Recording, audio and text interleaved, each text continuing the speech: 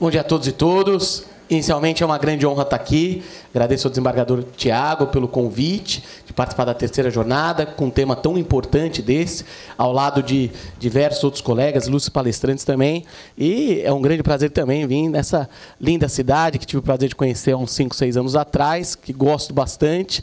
E bater um papo sobre terceirização, né, pessoal? Diante de todas essas mudanças, trouxe vocês aspectos polêmicos, não somente o debatezinho simples, a letra de lei, mas trouxe alguns casos para nós debatermos aqui no dia a dia, do dia a dia forense, que todos nós, como operadores do direito, estão acostumados a utilizar, logicamente focando nas principais alterações que a reforma trabalhista trouxe, né? Todos sabem, inicialmente teve uma primeira alteração da legislação sobre a terceirização e, posteriormente, veio a reforma trabalhista. Reforma trabalhista é essa, gente, que cada um, obviamente, tem sua visão, seu ponto de vista, boa, ruim, péssima, certo? Mas ela veio, está aí, merecia um maior debate, como todo mundo sabe, tá? Deveria ter uma participação maior da magistratura, do Ministério Público do Trabalho, da OAB, certo? De todos os operadores do direito do trabalho para debater, mas ela veio, passou, está aí, nós aqui temos que saber lidarmos com ela, como julgar, como decidir, como despachar em cima da reforma. Eu lembro, sou professor de curso preparatório, sou professor lá do Damaso há muito tempo, eu lembro lá atrás, quando ainda estava no projeto de lei, muitos alunos, estudantes para a magistratura, vinham me procurar, professor, como que o senhor acha da reforma? O senhor consegue enxergar algum livro, alguma doutrina, alguma lei que a gente já pode começar a estudar para imaginar como vai ser a área trabalhista depois da reforma? Eu falava, claro, gente, calma. Abre na Bíblia, no capítulo Apocalipse, que está lá, né, gente? Certo? É mais ou menos a ideia, o que você pensa. Não por ser ruim ou ser boa, mas pelo debate que gerou dentro da área trabalhista, que foi a reforma. Exatamente porque, como ela não foi muito estudada antes, foi da forma que passou, acabou vindo cheio de buracos, cheio de polêmica, e é isso que eu trago para vocês. Vamos começar, gente. A terceirização, como todo mundo sabe, foi alterado o artigo 4º, foi criado o artigo 4-A da Lei 6.019 de 74. E a primeira grande novidade que a reforma trouxe em texto de lei foi o quê? Passou a permitir a terceirização da chamada atividade fim, na chamada atividade principal da tomadora, certo? Está ali, inclusive, sua atividade principal. A lei anterior, que foi a primeira a alterar a Lei 6.019 de 74, como vocês devem lembrar, ela não tinha apresentado a palavra atividade principal, atividade fim. Ela tinha falado o quê? É possível terceirizar a atividade certa e determinada. E aí, quando veio essa primeira alteração, continuou ainda o que? O debate. Opa, não falou atividade fim. Se não falou atividade fim, vamos continuar com a vedação à terceirização à atividade fim. Porque certo e determinado não significa necessariamente atividade fim. E aí veio a reforma trabalhista, a principal lei, né, da reforma trabalhista, e colocou expressamente: pode terceirizar a atividade fim, pode terceirizar a atividade principal. Lógico que eu vou apresentar os debates quanto isso. Então, hoje, texto de lei expresso, artigo 4-A, está lá, inclusive sua atividade principal. Então, em texto de lei, hoje está autorizada a terceirização na atividade fim. Além do texto legal, devem recordar, o STF colocou o dedo na ferida, na DPF 324, no recurso extraordinário 958252, e decidiu também que é válida a terceirização em qualquer atividade, no sentido que, defendendo no voto, que não existe diferença entre atividade meio e atividade fim no tocante à terceirização. É possível a terceirização em qualquer atividade.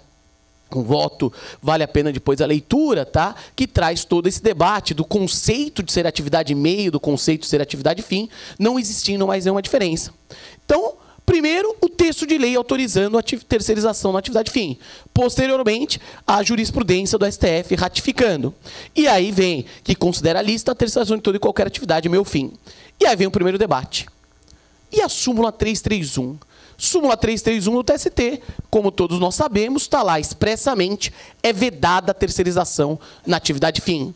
Súmula que durante muitos e muitos anos regulamentou a terceirização aqui na nossa área trabalhista. E aí vem a pergunta, ela morreu, está prejudicada, está lá, O texto ainda está vigente porque, como todos sabem, não foi cancelado, uma vez que para alterar, cancelar súmulas e OJs, é necessário um novo procedimento que a reforma trabalhista criou, e o TST, inclusive, já se manifestou no sentido da inconstitucionalidade desse novo procedimento. Então, por isso que ainda não tem, depois da reforma trabalhista, nenhuma nova súmula ou OJ alterada pelo Tribunal Superior. Então, o texto ainda está lá. Mas, independente do texto estar lá, ela ainda teria aplicação ou não teria? Está totalmente prejudicado ou não? E aí vamos debater. Sim, na parte que fala que é vedada a terceirização na atividade fim, ela estaria de uma certa forma prejudicada, porque está em conflito com a lei e com a jurisprudência do STF, ok? Porém, há como salvar ainda algumas coisas da súmula, alguns itens, ou até a própria súmula inteira, quando, por exemplo, terceirização na vigilância. Ela pode ainda ser aplicada para terceirização na vigilância? Há na doutrina quem defenda que sim. Por quê? O artigo 19b de bola da Lei 6.019 de 74, o artigo 19b de bola da lei que regulamenta a terceirização, esse novo dispositivo, expressamente exclui a aplicação da Lei 6.019 para o serviço de vigilância, uma vez que tem transporte de valores, vigilância, transporte de valores, uma vez que tem legislação própria, 7.182 de 83. Então, por isso, um primeiro argumento é que a súmula 331 ainda continua válida para essa hipótese de terceirização na atividade de transporte de valores, vigilância. Um outro argumento que se defende ainda a vigência da súmula 331 é para os contratos de terceirização que estavam vigentes anterior à nova lei. Por quê? Porque o novo artigo 19c de bola da lei, ela fala o seguinte, que para os contratos em vigor, para os contratos vigentes, quando surgiu a nova lei, as partes poderão acordar, poderão negociar se irão continuar ou não, se irão aplicar ou não a legislação nova. Então fica a critério das partes nos termos do artigo 19c da lei. Ficaria a critério das partes, elas se adequarem à nova legislação ou não. Então, se as partes não se adequam à nova legislação, ficaria em vigor a súmula 331 para ela. E por último argumento para tentar salvar ainda a súmula 331 é a aplicação dela para a administração pública, já que a lei, especificamente a 6.019 de 74 com as alterações, não falou da administração pública. Sobre a administração vai ter um momento específico. Ok? Que irei debater com vocês. Agora, gente, vamos lá. E aí? É bom esse negócio da terceirização na atividade fim, não é? É uma coisa boa, uma coisa de Deus, uma coisa do capeta? O que que é? Qual a crítica, qual a problemática de terceirizar na atividade fim? É só uma mudança de conceito ou não? Logicamente que não, né, gente? Tem algumas polêmicas a serem levantadas sobre a nova possibilidade de terceirizar qualquer atividade, certo? Inclusive atividade fim. A primeira que se levanta, o problema da isonomia salarial, certo? Da possibilidade de você ter duas pessoas, dois trabalhadores, fazendo a mesma atividade com salários diferentes. Como assim? Simples. Pensa comigo. Aqui, a escola, vamos pensar que a escola privada, sai um pouco do setor público, pensa que a escola privada, uma faculdade, tem dois professores de direito do trabalho. O Joãozinho e o Mário. O Joãozinho, ele é professor registrado da faculdade. Tá lá, tem o seu registro, certo? Tá tudo anotado na carteira, tá lá bonitinho a sua anotação. E o Mário? Ele é empregado da empresa terceirizada, ok? Empregado da empresa terceirizada. E a faculdade resolveu terceirizar a atividade principal, o ensino. Joãozinho, ele ganha hora-aula R$50. O Mário, terceirizado, hora-aula dele, pago lá pela empresa terceirizada, R$5. Digamos que Joãozinho e Mário, eu sei que terceirização, eu sei que equiparação e atividade intelectual é sempre mais polêmica, mas vamos lá. Joãozinho e Mário, mesma carga horária, mesmo conteúdo, mesma titulação os dois possuem, inclusive os dois têm a mesma avaliação dos alunos. Os alunos não gostam dos dois, tudo igual, certo? Eles têm são idênticos. Só que Joãozinho, hora-aula, R$50. E o Mário, ele, quem? Aquele terceirizado, ele ganha R$5 da empresa hora-aula de terceirizado. Vai dar direito à equiparação salarial nos termos da 461 da CLT? Não, porque o 461 da CLT exige o quê? Mesmo empregador. E nesse caso, são empregadores diferentes.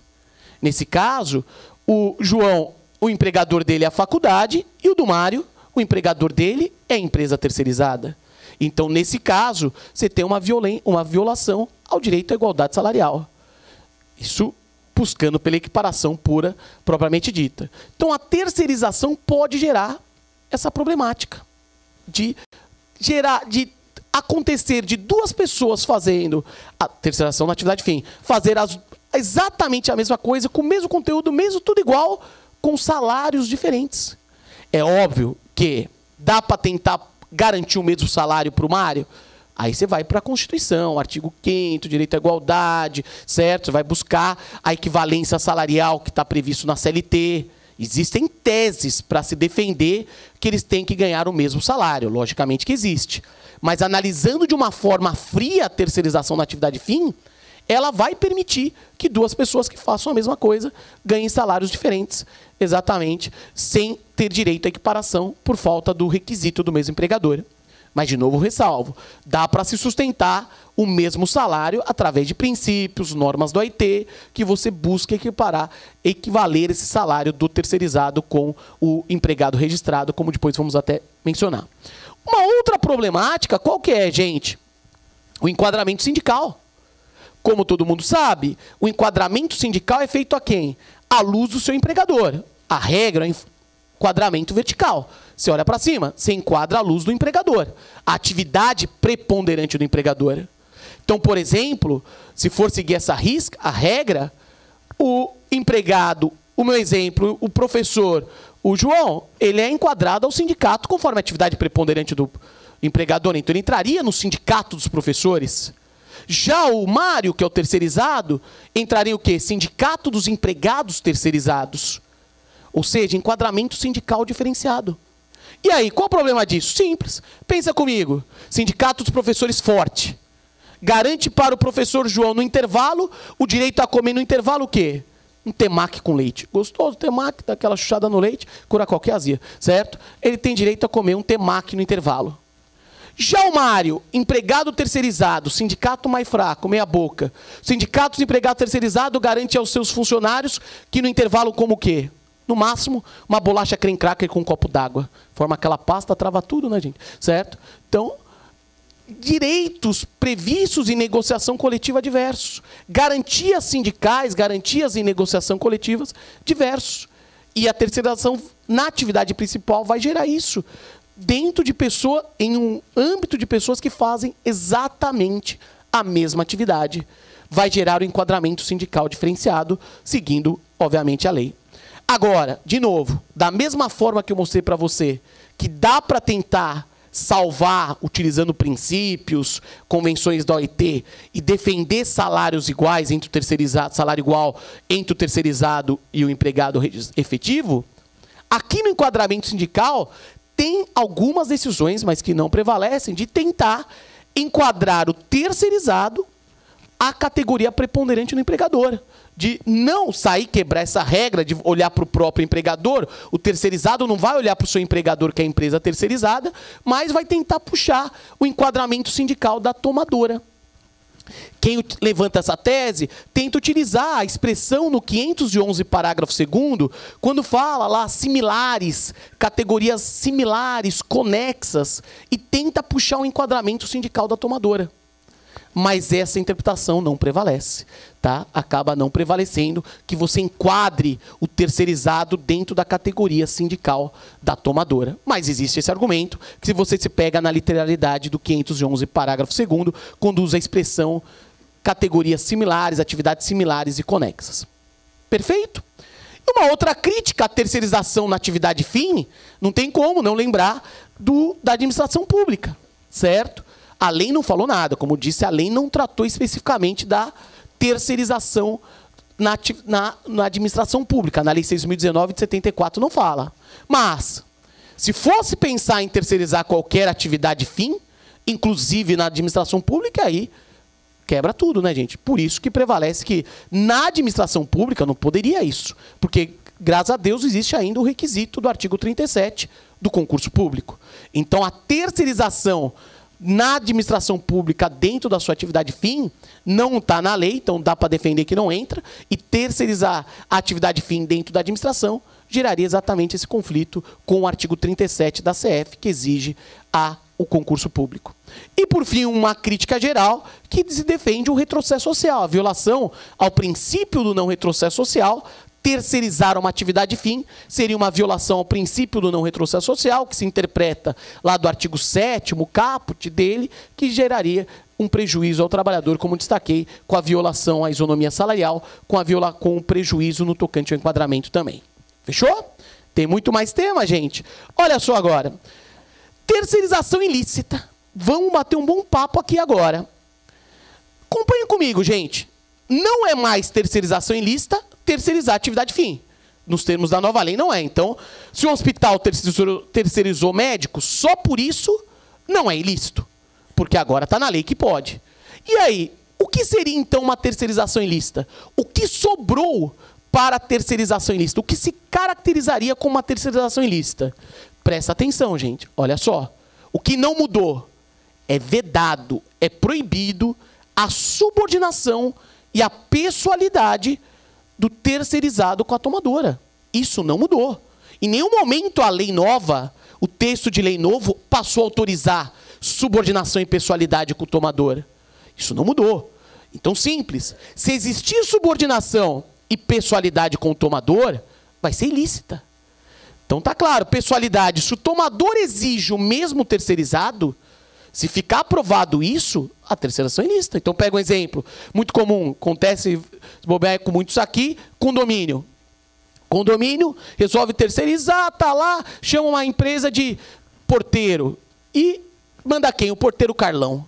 O porteiro Carlão é o cara gentil, abre a porta, ajuda nas compras, sempre educado, elogia os condôminos.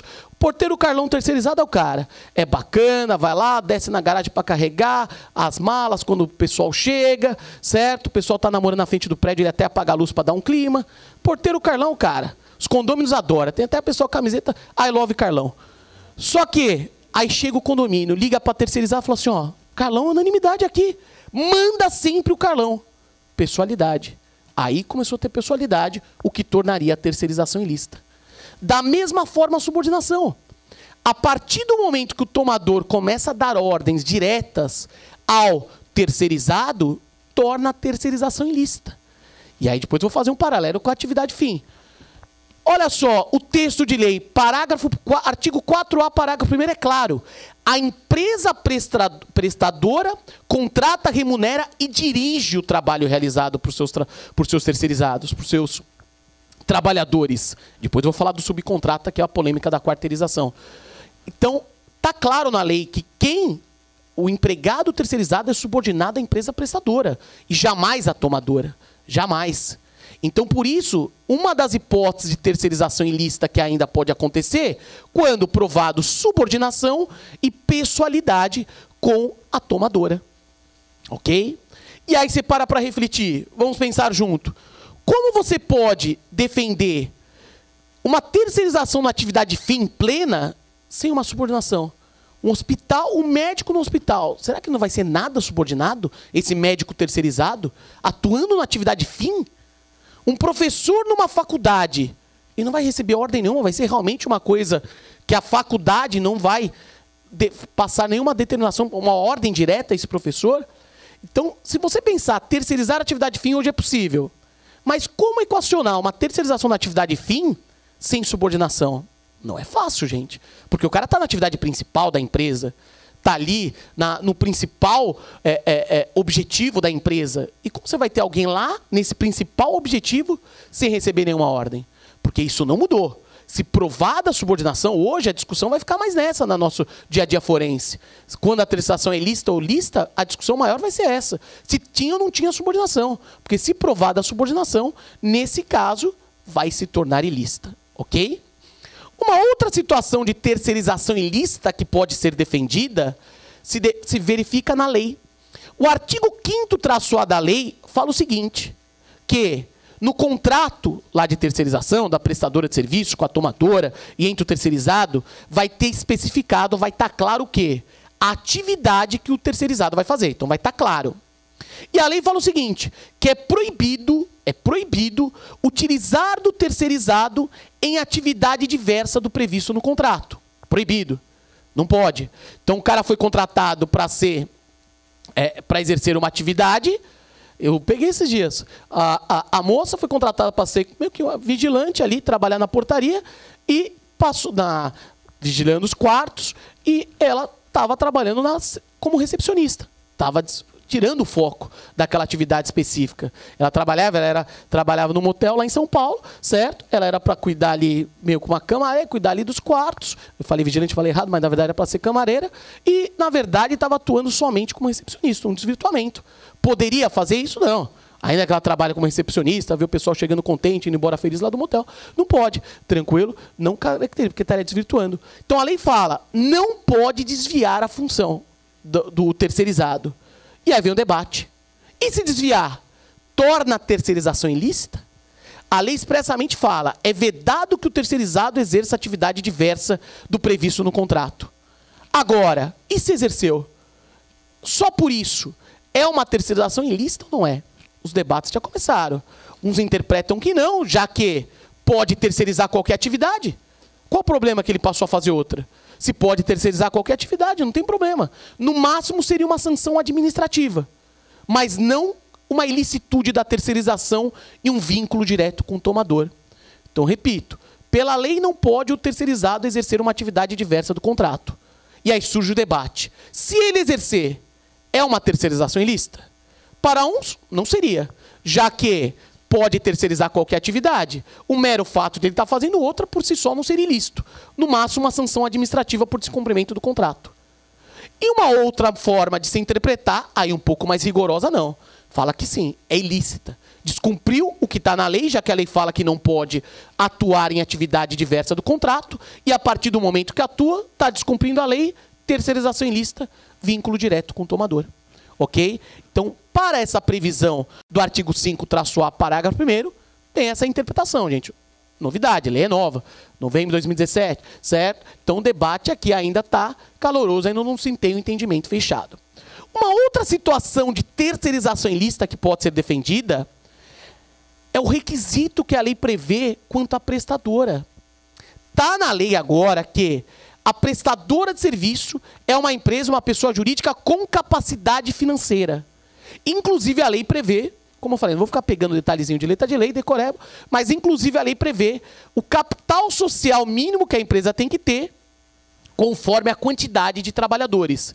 Então, a lei prevê que tem que ter um capital social, tem que ter capacidade financeira para ser empresa prestadora. E aí vem o debate. E se a empresa não tinha essa capacidade financeira? Isso torna a terceirização ilícita?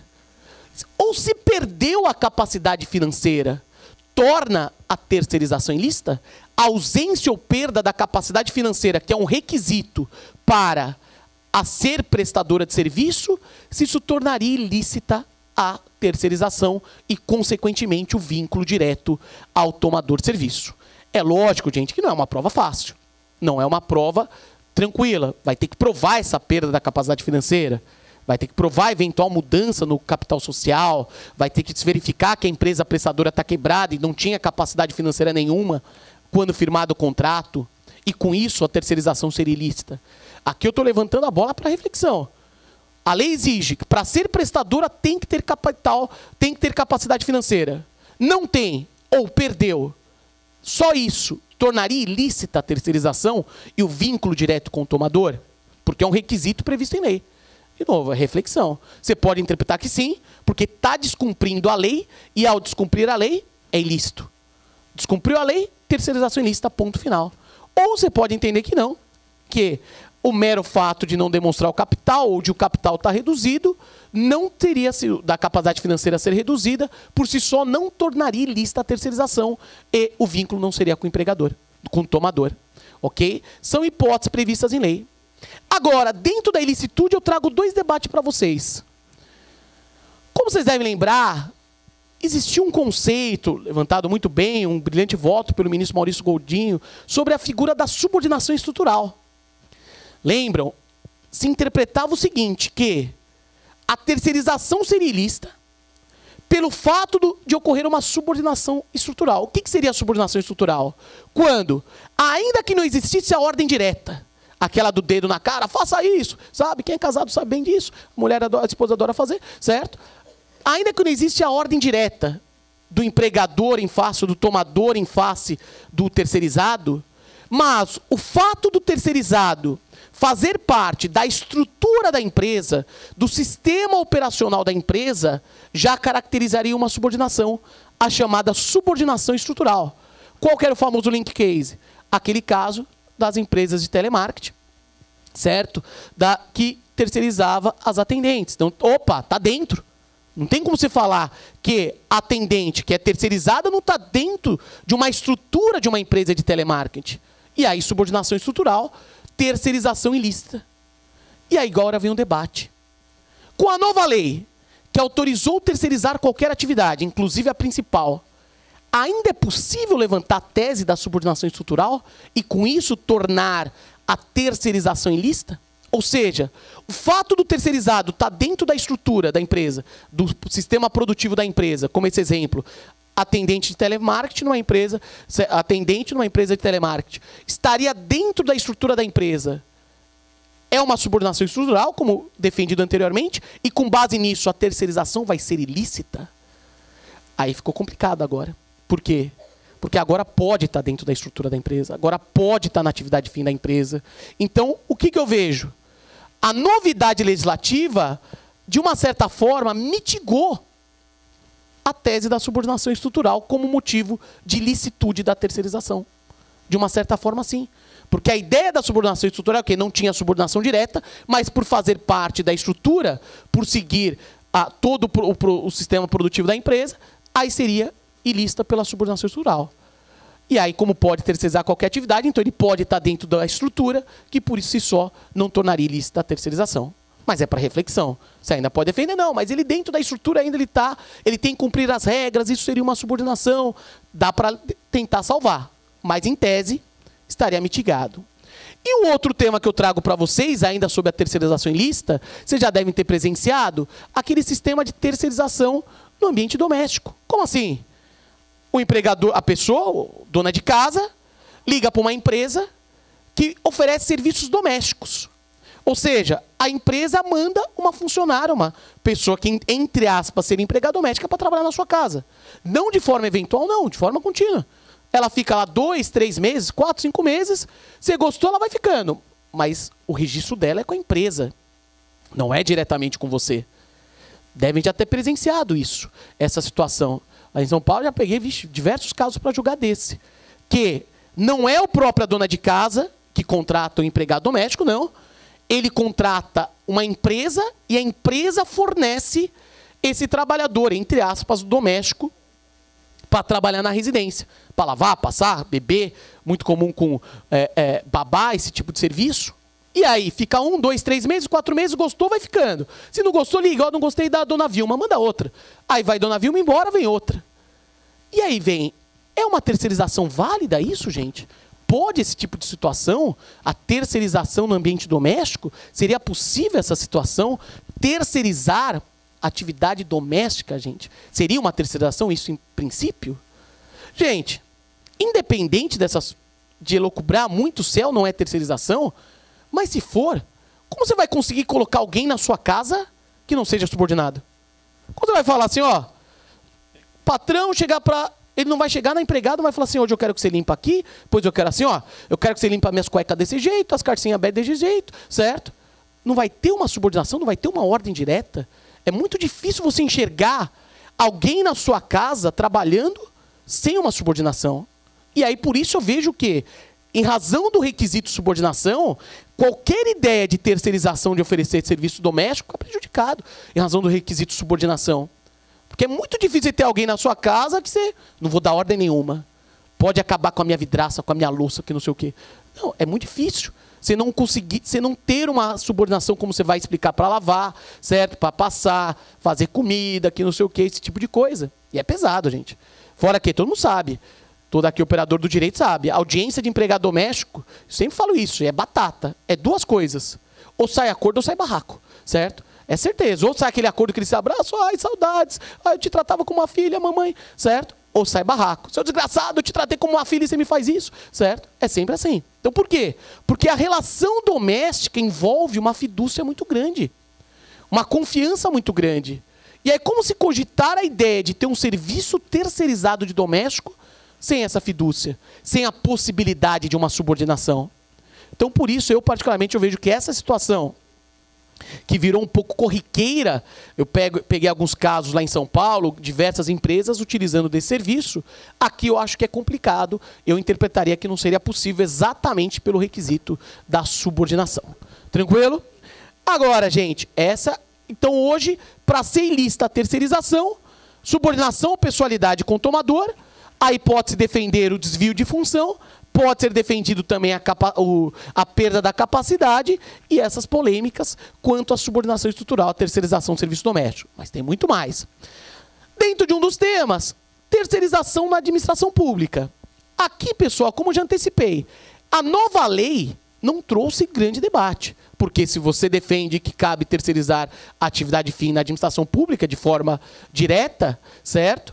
Aí você está violando o artigo 37 do concurso, do requisito do concurso. Então, o que ficou para a terceirização da administração pública? A decisão do STF, que inclusive alterou já a súmula 331, que somente ocorre responsabilidade subsidiária na terceirização da administração pública, caso provada, verificada a culpa da administração pública na fiscalização da prestadora. Então, como todos sabem, hoje, atualmente, responsabilidade da administração pública na terceirização, é necessário verificar a culpa dela. Não basta a mera inadimplência da prestadora. Tem que constatar que a administração pública foi negligente. Como assim negligente? Ela não exigia recibos de pagamento, ela não exigia recolhimento do FGTS, INSS da prestadora. Ela era negligente. Tem que provar a culpa. Não basta a mera inadimplência. Vai ter que provar a culpa. E aí vem o debate. De quem é esse ônus de provar a culpa?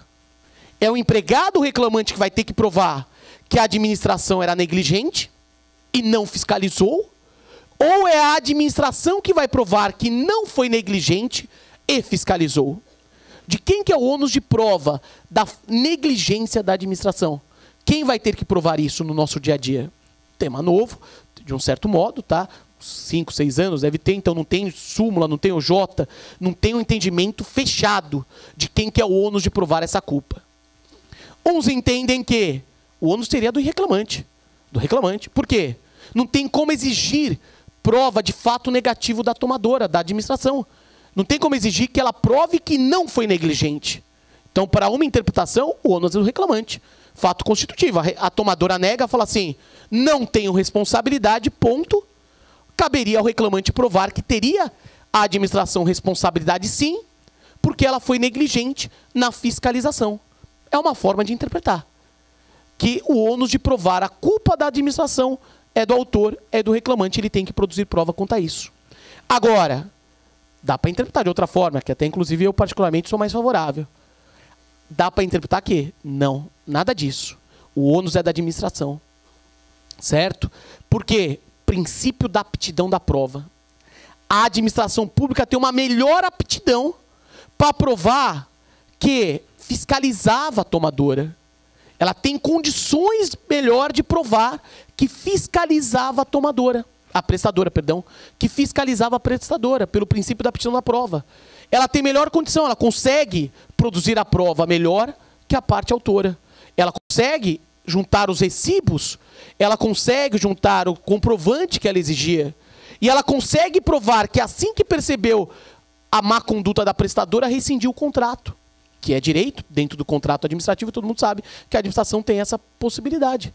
Então, à luz do princípio da aptidão da prova, a tomadora administração pública provaria que não foi negligente. Ok? Aqui, gente, pelo amor de Deus, não quero ensinar e doutrinar ninguém.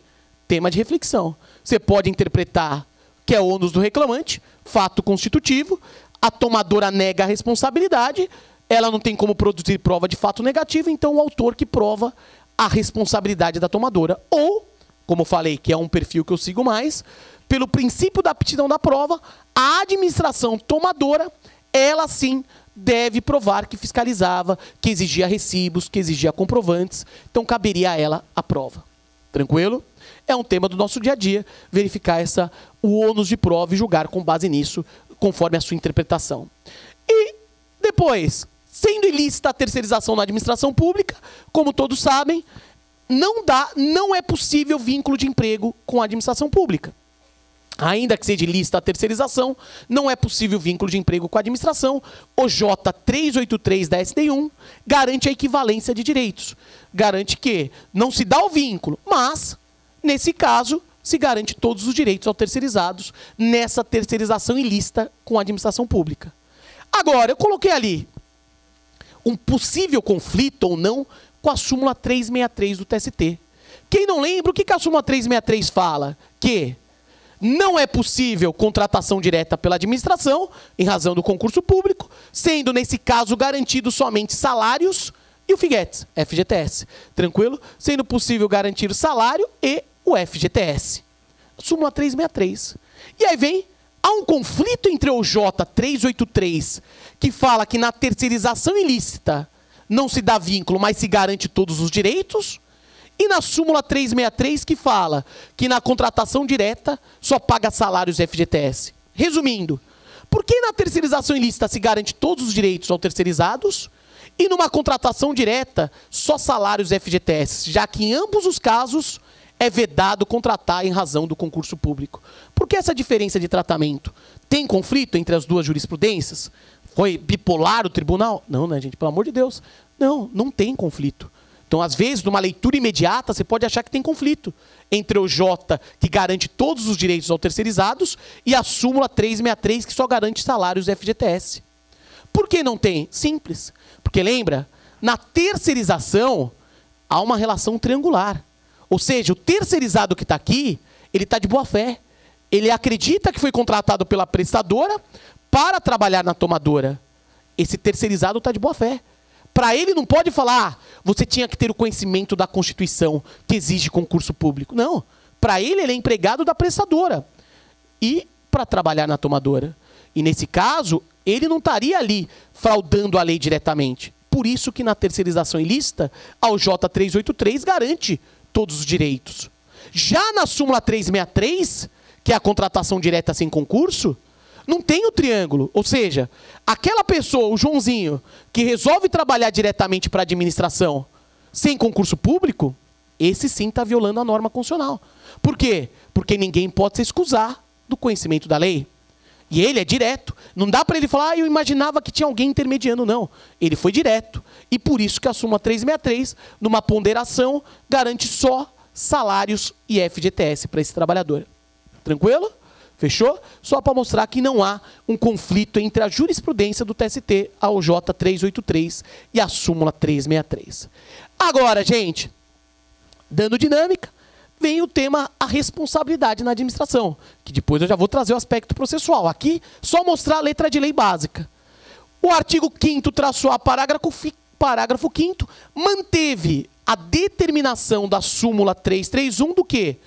A tomadora tem responsabilidade subsidiária. Tranquilo?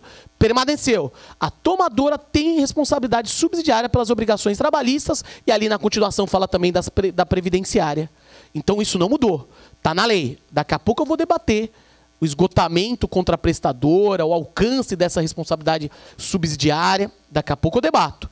Aqui é só para mostrar que está na lei ainda a responsabilidade subsidiária. Isso não mudou, ainda bem. E se for terceirização ilícita, sendo ilícita a terceirização, como vocês sabem, a responsabilidade será solidária. 942, parágrafo único, e o vínculo de emprego com a tomadora. Então é simples.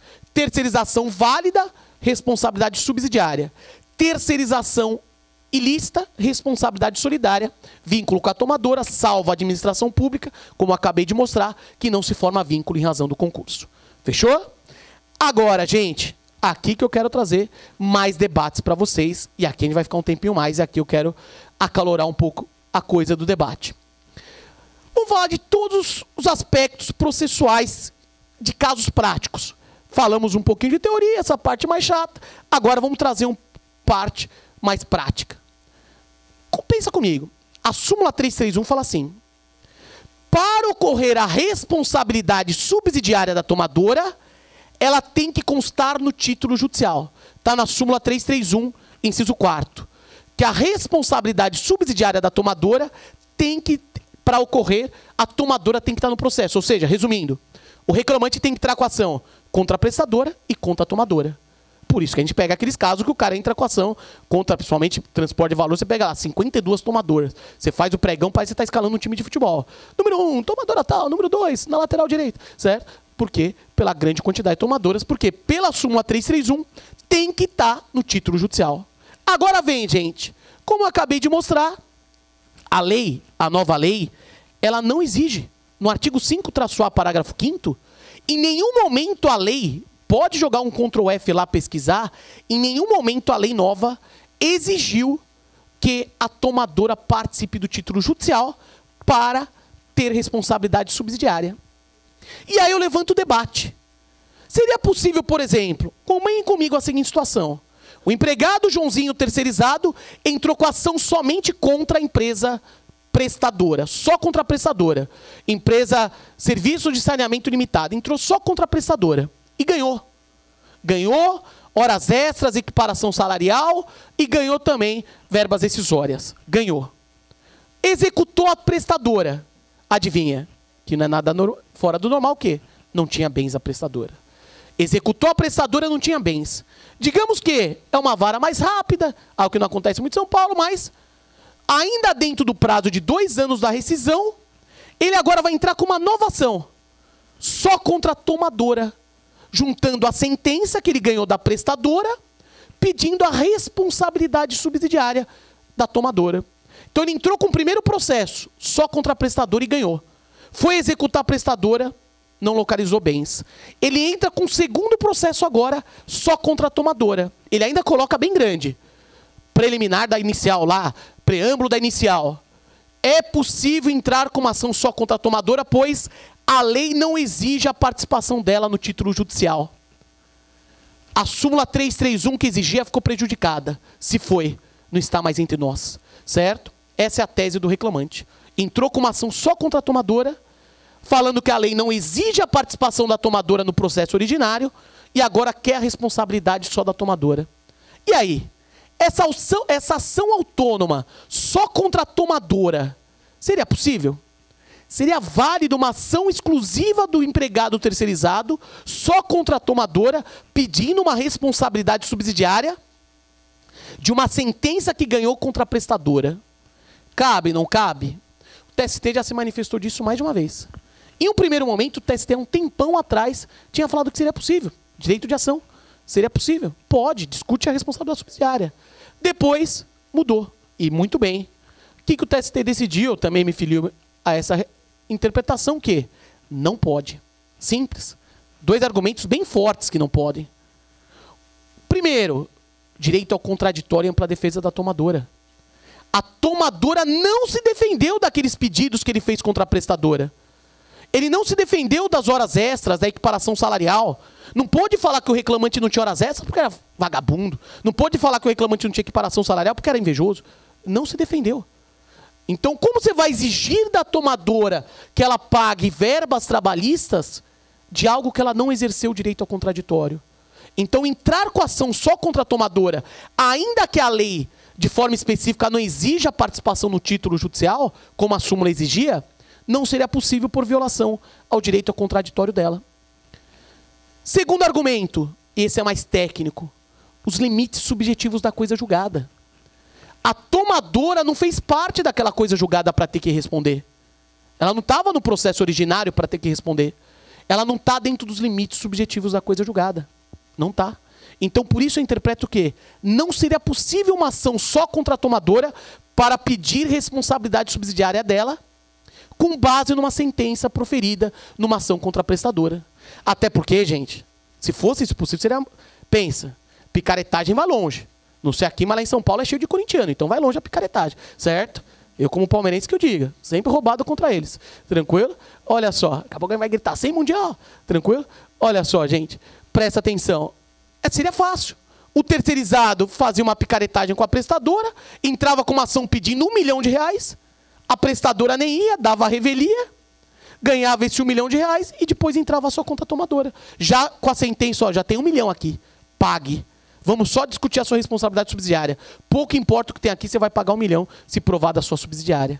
Pensa, gente. Se fosse possível isso daí, exigir da tomadora responder por uma sentença que ela não participou, poderia dar margem para isso. Tranquilo? Oi? Aí eu vejo que seria extinção.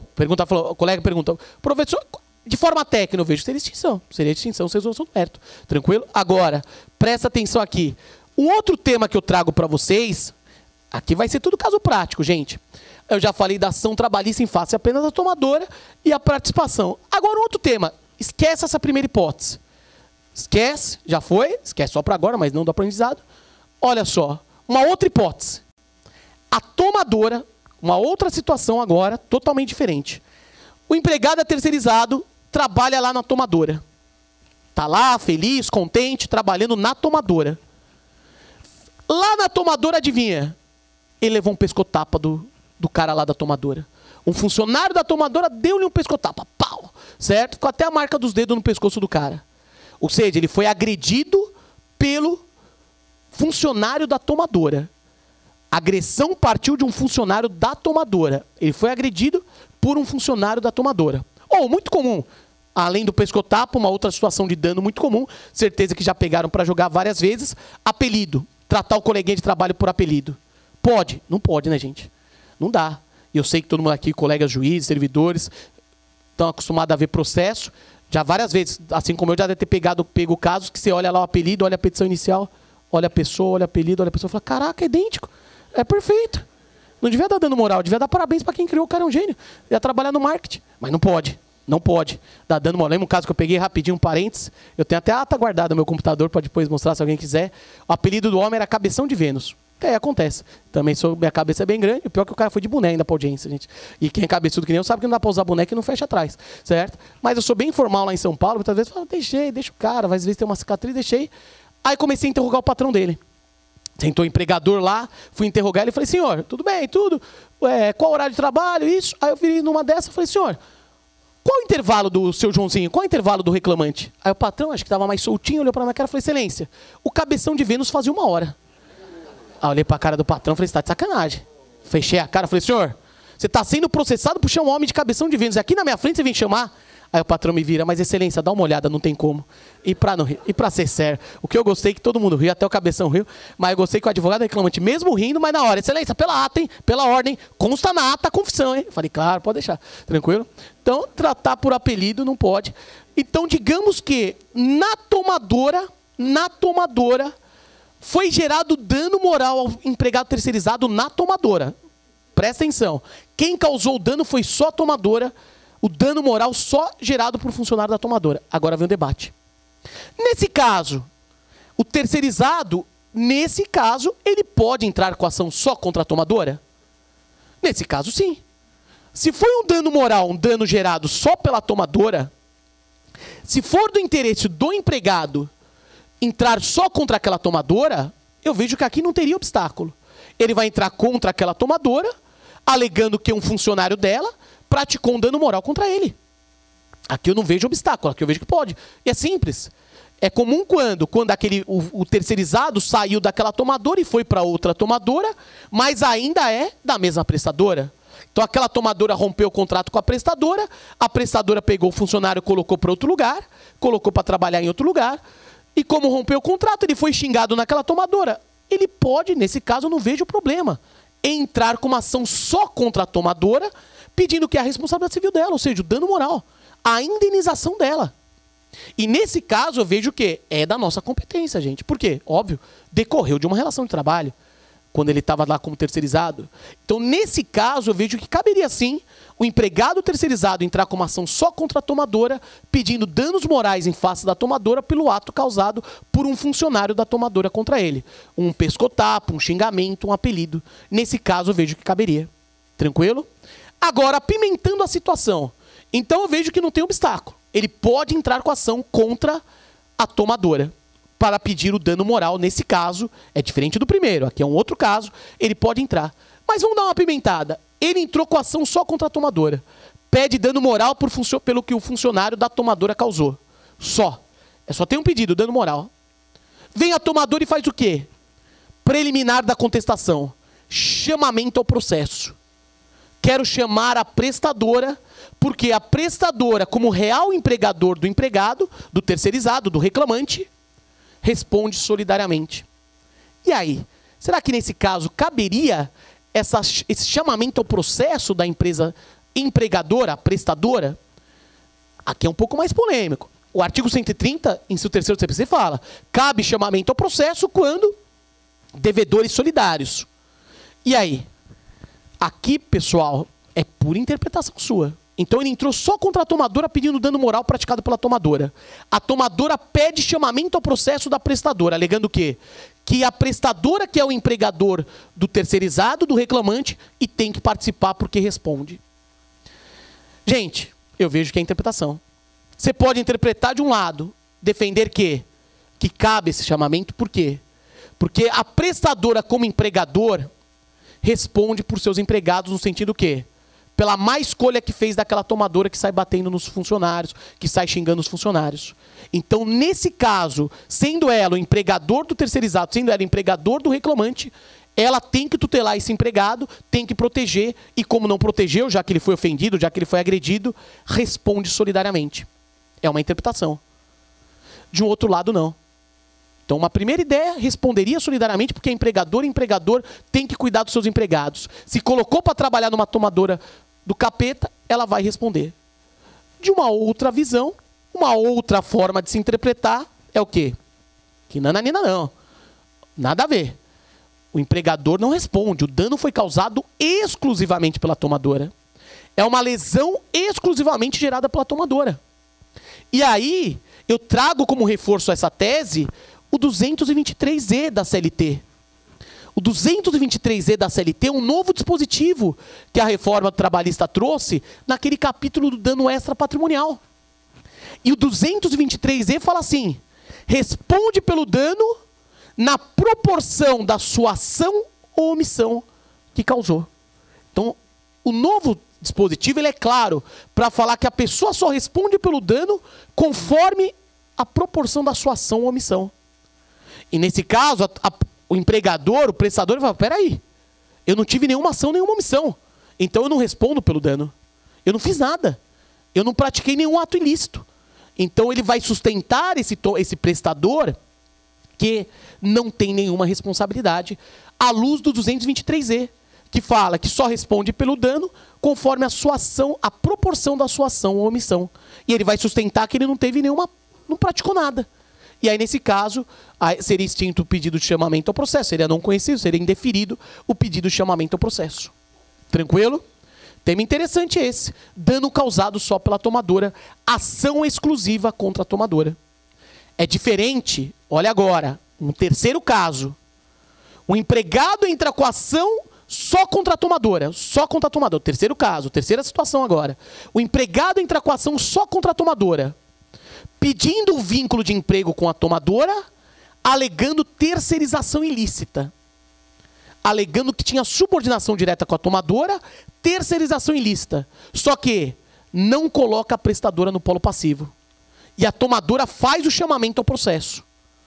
Aqui eu vejo que é uma outra situação. É um terceiro caso, uma outra situação.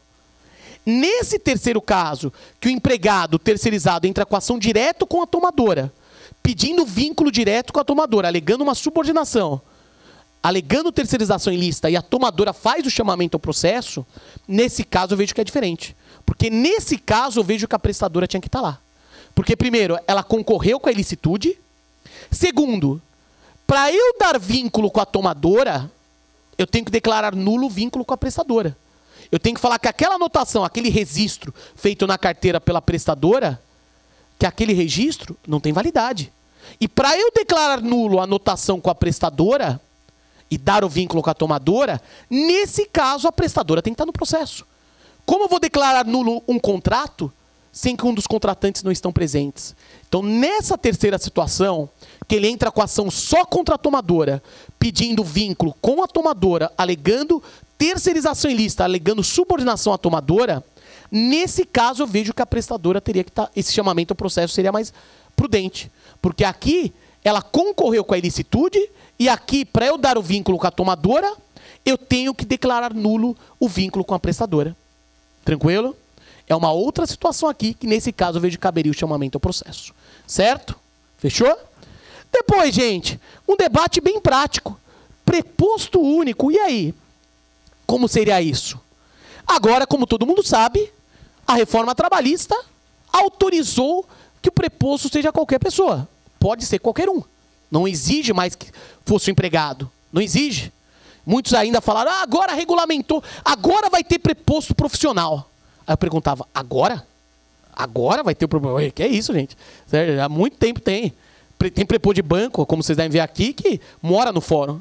Tem preposto de banco que sabe mais da minha família do que eu. Às vezes, excelência, e as sobrinhas, como estão? Excelência, Parmeira, e não tem mundial, certo? O cara tá lá todo dia. O cara já fez mais audiência do que eu, ou muitos aqui juntos, porque o cara tá lá todo dia. É um preposto profissional. Ele está lá, então não foi agora que criou o preposto profissional, já tinha, sempre já teve, certo? Não é isso daí, não é essa previsão, já teve. Pior que às vezes, muitas vezes, eu quero ouvir o preposto do banco. Fala, meu pai, para. O preposto do banco sabe mais defesa do que o próprio advogado que está lá. Está todo dia aqui. Aí você acha que o preposto vai confessar? Aí não dá, né? Eu, particularmente, eu sou meio rígido com esse depoimento pessoal de preposto do banco, porque sabe que dificilmente vai ter confissão. Você pode pegar 1 em 100, uma confissãozinha, olhe lá. Você vê que não é bem o preposto que vai sempre, mas dificilmente você dá confissão. E eu, com depoimento pessoal, sou um pouco mais rigoroso. Tento ir, vamos logo para as testemunhas, que depoimento pessoal nem sempre. Você pega, igual quando é ação contra advogado, ação de escritório, de advocacia. O advogado pedindo vínculo com o escritório. Eu, normalmente, nesse tipo de caso, falo, doutores, todos os advogados aqui vão para a prova testemunhar, até porque reclamante é advogado, reclamado é advogado. As 3 testemunhas do reclamante, advogados. As 3 testemunhas reclamadas, advogados. Ou seja, todo mundo sabe ali a oratória, sabe falar bem, sabe dos direitos. É difícil você ter uma confissão. Olha, uma vez, quando o escritório lá de São Paulo, falei, doutor, vamos para as testemunhas, que é o mais importante, cada um está com 3 testemunhas. Ah, não, excelência, é meu direito, eu quero ouvir o reclamante, que não sei o quê. Falei, doutor, não, é meu direito. Eu não indefiro. Falei, não, doutor, então tá, vamos ouvir, já que você quer. Senta ali, reclamante, advogado. Doutor, e aí, doutor, como que era o trabalho lá no escritório? Excelência, sou pessoa física, trabalho com pessoalidade, onerosidade, subordinação e não eventualidade. Cumpre os requisitos do artigo 3º da... Quase levantei no abraço no advogado. Falei, vem aqui, doutor, você é o cara. Aí eu virei pro advogado do escritório, falei, doutor, tem mais alguma? Você acha mesmo que ele vai confessar? Você acha que ele vai falar, eu não era subordinado, eu não recebi? Não dá. Então você acelera e passa. Então o preposto profissional, em tese, já existia, gente. Não é uma novidade que agora criou. Pode ser qualquer pessoa, qualquer um. Qualquer pessoa pode ser o preposto, certo? Basta ter conhecimento dos fatos. Já até avisei a tia da limpeza lá do fórum. Ela falei, tia, fica atento. Sem parceiro, leva lá o café pra mim. Falou, fica atento, hein? Se o advogado colar na senhora e falar assim, ei, você vem sempre aqui? Não tá te paquerando, não. Quer te convidar para ser preposto. Já cobra 200. Tranquilo? Tô brincando. Então, porque pode ser qualquer pessoa. Então, por exemplo, muito comum, tá lá, prestadora e tomadora no polo passivo. Prestadora tem 200 audiências. Tá presa numa audiência na 7ª vara. O preposto da tomadora agora não tem impedimento nenhum que seja o preposto da prestadora. Não tem impedimento nenhum. Ele entra lá e fala, excelência, sou o preposto da tomadora, sou o preposto da prestadora, quero prazo de 5 dias para a juntada da carta de preposição. Entre elas, se tiver acerto, os advogados se conhecem, advogado de prestadora e tomadora, quando a prestadora é boa, né? Não estou falando daquele caso da prestadora que sumiu, que morreu, desapareceu, que você nem sabe onde que tá. Você não acha mais a prestadora, não acha sócio, nem a sogra do sócio, você acha que ele já mandou matar. Primeira a morrer, né? Queima de arquivo, certo? Então você não acha nada. Não estou falando desse caso, estou falando de uma prestadora boa, que existe, mas por alguma razão, ou porque estava em outra audiência, ou porque ficou presa no trânsito, por alguma razão o preposto não conseguiu chegar a tempo. Eu não vejo impedimento dos casos do advogados serem ligeiros, nomearem como preposto o preposto que era da tomadora, ser um preposto só para as duas. Agora não tem mais impedimento nenhum, gente. Agora pode ser um preposto único, porque basta ter conhecimento dos fatos, junta depois a carta de preposição, certo? Que a prestadora nomeou aquela pessoa como preposto e acabou. Tranquilo? Então, na prática, hoje eu não vejo que é problema nessa situação do preposto ser único, ok? Porque agora é qualquer pessoa. O único debate que tem mesmo quanto ao preposto mesmo, quem é? É o preposto advogado. O advogado ser preposto. Eu acho que hoje podemos limitar a única pessoa que não poderia ser preposto é o advogado do processo. Por quê? Lembram? O Estatuto da OAB veda que o advogado atue cumulativamente como preposto. Ok? Não pode. Aqui eu abro um parênteses, sei que não é exatamente o tema, mas só para levantar uma polêmica. Olha que interessante o caso de preposto advogado. Então, pela lei, o advogado não pode ser cumulativamente advogado e preposto. Mas olha que interessante. Digamos que o advogado está lá, audiência das 15 horas, liga pro preposto, preposto, cadê você? O juiz aqui de São Paulo, pelo amor de Deus, não dá nem para acreditar, mas o desgraçado está na hora. Está chamando a audiência no horário. Onde você está? Aí o preposto, doutor, eu estou aqui. Aonde? Estou aqui no Fórum da Zona Leste. Ih, meu amigo, mas a audiência é no outro fórum, é na Barra Funda. Ih, doutor, não vou chegar. Aí está o advogado sozinho, o juiz faz o pregão, a audiência das 3 horas, o advogado solitário até olha para o lado, para o outro, para ver se acha a tia da limpeza, não acha ninguém. Entra o advogado do reclamante com o reclamante, dá aquele sorrisinho. É, doutor, não chegou, né? Entra, aí o advogado entra, o advogado da reclamada, ele entra. Excelência pela ordem, antes de tudo. Fora que tem uns pela ordem que manda atende do coração, né? Você está meio distraído lá. Excelência pela ordem, você fala, epa, certo? Excelência pela ordem. Não sou mais Roberval, o advogado. Agora meu nome é Roberval, o preposto. Eu renuncio à procuração. Renuncio à procuração, agora é só Roberval, o preposto. Nem me chame mais de doutor. Agora é Roberval, o preposto. E nesse caso, que o advogado renunciou à procuração para atuar como preposto, ainda se mantém o impedimento do estatuto? Polêmica. Por quê? De um lado, o CPC fala o seguinte, que mesmo com a renúncia à procuração, o advogado ainda responde por 10 dias, certo? O advogado ainda responde. Então, se você seguir a risca que, mesmo com renúncia, o advogado ainda é advogado por um período, estaria ainda infringindo esse requisito do estatuto. De um outro lado, se você defender que, peraí, tem outros advogados no processo? Tem. Esse requisito do CPC é para quê? Para proteger o cliente, para não ficar sem advogado. Como tem outros advogados no processo, esse requisito perde valor. Não tem que ter mais essa segurança para o cliente, porque tem outros advogados. Então, eu permitiria, uma outra forma de visão seria permitir a atuação do advogado nesse caso como preposto, porque ele não é mais advogado, e aquela regra do CPC que exige que o advogado se mantém como advogado por um período, perde valor quando tem outros advogados atuando. Então, um tema polêmico, só um parênteses, já que eu levantei a ideia do preposto, então para ficar atento quanto a isso, tá? Para a terceirização, eu não vejo impedimento de ser um preposto único entre tomador e prestadora. Lógico, desde que não tenha conflito entre elas, né? Porque quantas vezes você pega o conflito? Você vai ouvir o depoimento pessoal da prestadora. Excelência, devo tudo e não nego. Por causa de quem? Da desgraçada da tomadora. Que rompeu o contrato, eles não prestam, são bandidos, que não sei o quê. Aí tem um conflito, aí não dá para ser preposto único, em tese não seria possível, certo? Porque aí teria um conflito entre eles que não seria possível um preposto único. E nessas ideias de conflito, certamente vocês já pegaram esse caso, que prestadora e tomadora estão brigadas, e aí tem um debate processual também. Qual? Vai começar a audiência, pergunta para o reclamante, tem provas? Sim, excelência, só testemunha. Dispensa o depoimento pessoal. Aí vem o advogado da prestadora, excelência, eu tenho testemunhas e quero o depoimento pessoal do reclamante e quero o depoimento pessoal da tomadora. E aí? O advogado da prestadora pedindo o depoimento pessoal do preposto da tomadora, porque eles afirmam o conflito. Seria possível, no mesmo polo, os dois estão no mesmo polo passivo, pedir o depoimento pessoal do seu colega de polo, do seu par ali de polo, certo? Gente, aí você vai ter que interpretar como você vê a figura do depoimento. Se você interpretar que o depoimento é sempre cruzado, porque se busca a confissão real, em tese não seria cabível depoimento pessoal solicitado por pessoas do mesmo polo. Em tese não seria possível. Agora, se você interpretar que o depoimento é possível quando se tem conflito de interesses, e aí existindo conflito entre prestador e tomadora, em tese seria possível esse caso do depoimento pessoal do prestador pedir o depoimento pessoal do tomador. Aí é o seu caso concreto, você vai analisar da forma que você vê melhor, se seria possível ou não essa colheita de prova. Tranquilo? Não por si só, pergunta boa da colega. Professor, passar para o pessoal que estão assistindo de longe. O fato de ser preposto único caracterizaria uma responsabilidade solidária? Eu interpreto que não.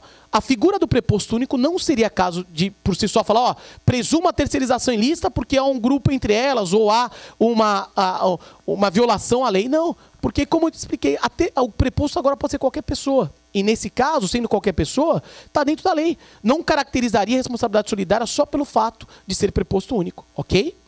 Agora, gente, um tema novo da lei, que esse gera debate.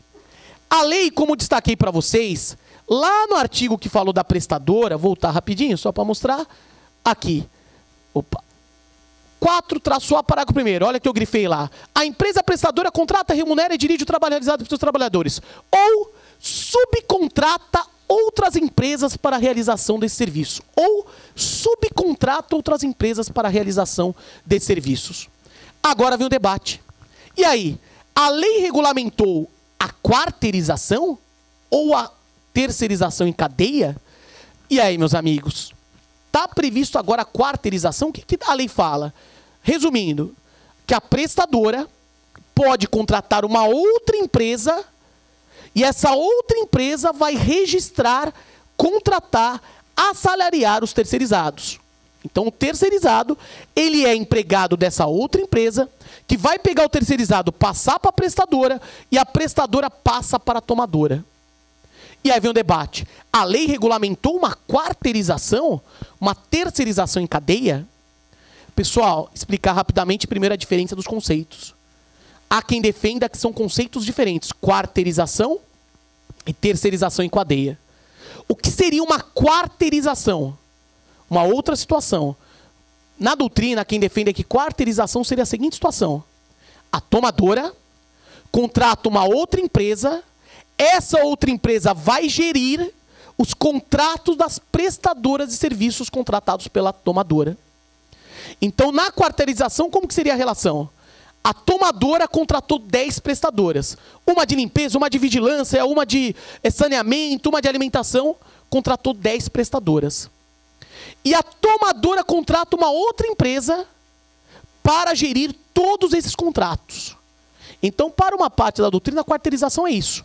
Que a tomadora contrata uma empresa para gerir contratos com as prestadoras que ela foi contratada. Ou seja, nesse conceito de quarteirização, a tomadora ela tem relação contratual com a empresa que gere, com a empresa gestora, e também tem relação contratual com as empresas prestadoras. Isso para um seria a quarteirização. E a terceirização em cadeia, o que seria? Seria o que a lei fala. Como assim? Seria o quê? A tomadora contrata uma prestadora que contrata outra empresa para registrar e assalariar os funcionários. Isso seria uma terceirização em cadeia. Que a tomadora contrata uma empresa e essa empresa contrata outra. Ou seja, na terceirização em cadeia, a tomadora não teria relação com a última empresa, com a empresa que contratou os empregados terceirizados. Ela não teria relação. Então, na doutrina, quem faz essa diferença? Quarteirização, a tomadora tem relação com todas, com as prestadoras e com a empresa gestora, e na terceirização em cadeia, não. A tomadora só contrata uma empresa e essa uma empresa que sai contratando outras, que vai contratando, contratando e contratando. Ok? Essa seria a diferença em terceirização em cadeia e quarteirização. Para parte da doutrina, porque para outros é tudo igual. São tudo farinha do mesmo saco. Tá? Eu sou favorável a essa primeira diferença que eu mostrei, mas você vai achar na doutrina quem utiliza, você acha até em acórdãos, quem utiliza a quarteirização como se fosse terceirização em cadeia, misturando os institutos. Tá? Mas agora a lei fala que pode ter essa contratação. Contrata a prestadora contrata outro e vai se contratar outro. Pensa no terceirizado, né, gente? O cara ficar mais perdido do que chiclete na boca de banguela. Não sabe nem quem é o chefe. Quem é meu chefe? Quem sou eu? Onde eu tô? Para onde eu vou? Certo? Pensa. E aí, temos a terceirização em cadeia. Temos o que está na lei. A prestadora contrata outra empresa para salariar e registrar. Qual debate eu levanto para vocês, gente? De quem que é a responsável? Como fica a responsabilidade? Vamos refletir?